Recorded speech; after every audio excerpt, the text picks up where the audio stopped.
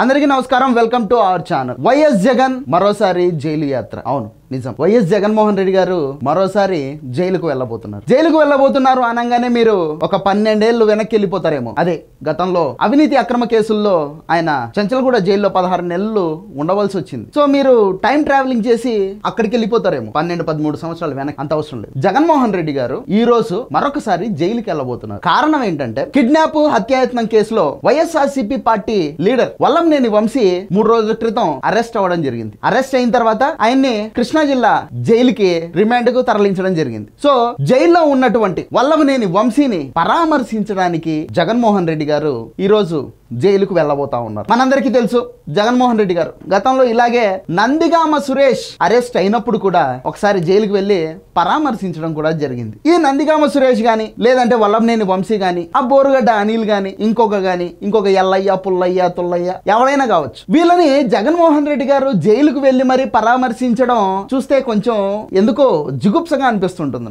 నాకే కాదు, సక్రమంగా జీవనాన్ని గడిపేటటువంటి ప్రతి ఒక్కరికి ఎందుకో జుగుప్సగానే అనిపిస్తుంటుంది. బేసిక్ గా జగన్మోహన్ రెడ్డి గారు ఎంతో నేర చరిత్ర కలిగినటువంటి వ్యక్తే, మనందరికీ తెలుసు. కానీ ప్రజాక్షేత్రంలో రాజకీయాల్లో ఉండి 5 సంవత్సరాలు ముఖ్యమంత్రిగా పనిచేసినటువంటి వ్యక్తి తానే ఒక నేరస్తుడు అయినప్పటికీ కూడా తన పార్టీలో ఉన్నటువంటి ఇతర నేరస్తుల్ని వాళ్ళు చేసిన తప్పులకి వాళ్లకు జైలు శిక్షలు లాంటివి పడినప్పుడు అక్కడికి వెళ్ళి వాళ్ళను పరామర్శించి ఓదార్చి బయటకు వచ్చి వాళ్ళు సాంప్రదాయని శుద్ధపూసలు, వాళ్ళు స్వాతంత్ర సమరయోధులు, వాళ్ళు పోరాట వీరులు అని చెప్పేసి ఎక్కడ ఎలివేషన్ ఇస్తాడు అని చెప్పేసి అది ఒక బాధ. ఎందుకంటే లాస్ట్ టైం నందిగామ సురేష్ ని అరెస్ట్ చేసినప్పుడు అక్కడికి వెళ్ళి పరామర్శించి బయటకు వచ్చిన తర్వాత నందిగామ సురేష్ కి జగన్మోహన్ రెడ్డి గారు వేసిన ఎలివేషన్లు మనందరం చూసాం. ఆ నందిగామ సురేష్ ఏదో ఒక స్వాతంత్ర సమరయోధుడు అయినట్టు, ఒక ఉయ్యాలవాడ నరసింహారెడ్డి అయినట్టు, ఒక మహాత్మా గాంధీ అయినట్టు, ఒక జవహర్ లాల్ నెహ్రూ అయినట్టు, లేదంటే గనక ఈ పోర్చుగీస్ వారికి బ్రిటిష్ వాళ్లకు అలెగ్జాండర్ కు ఎదురు తిరిగి నిలబడినటువంటి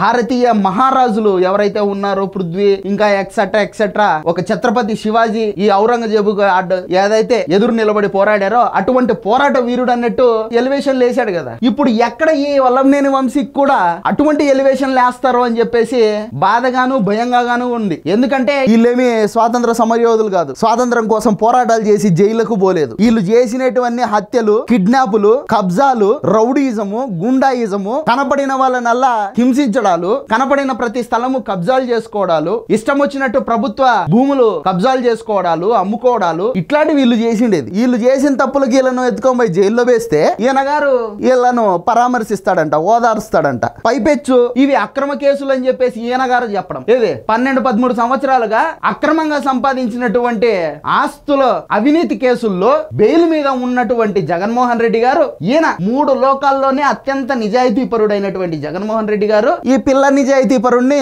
ఇంకా ఎలివేట్ చేస్తాడు ఈ రోజు. అది బాధ, అది భయాన్ని కల్పించేటటువంటి విషయం. నాకు ఈ రోజు అదే భయం వేస్తుంది పొద్దుటి నుంచి. ఎక్కడ వల్లంనేని వంశీని ఒక స్వాతంత్ర సమరయోధుడు అన్నట్టు, ఒక ఉయ్యాలవాడ నరసింహారెడ్డి అన్నట్టు పోర్ట్రే చేస్తాడో, ఎక్కడ ఎలివేషన్ లేస్తాడని భయం వేస్తుంది నాకు ఈ రోజు. సరే, ఆయన పార్టీలో ఉన్నటువంటి లీడర్ కాబట్టి పరామర్శించొచ్చు, తప్పులేదు, నేనున్నాను, ఏం భయపడద్దు, ఏం కాదులే అని కూడా చెప్పొచ్చు. కానీ దాన్ని ప్రజలు ఏ విధంగా తీసుకోవాలి?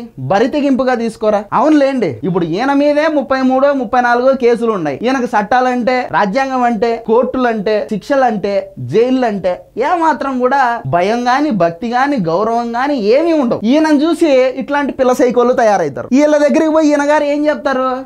ఏముందిలే, ఇంకో 4 కేసులు పెడితే పెట్టుకోనిలే, బెయిల్ మీద వద్దాం, ఏమైతుంది అని లోపలికి పోయి చెప్పేసి వచ్చాడు. బయటకు వచ్చిన తర్వాత చంద్రబాబు నాయుడు అక్రమంగా కేసులు పెడతా ఉన్నాడు, మమ్మల్ని అందరినీ బెదిరిస్తా ఉన్నాడు, ఇట్లాంటి బెదిరింపులకు మేము భయపడేది లేదు అని చెప్పేసి ఇంకేదో ఆయనకు వచ్చిన భాషలో చెప్తా ఉంటాడు. సో ఇది విషయం. జైలు నుంచి బయటకు వచ్చిన తర్వాత ఏం మాట్లాడతాడు అనేది అప్పుడు మళ్ళీ మాట్లాడుకుందాం. ఈ వీడియో మీకు నచ్చినట్లయితే లైక్ చేయండి, సబ్స్క్రైబ్ చేయండి, షేర్ కూడా చేయండి. Thank you.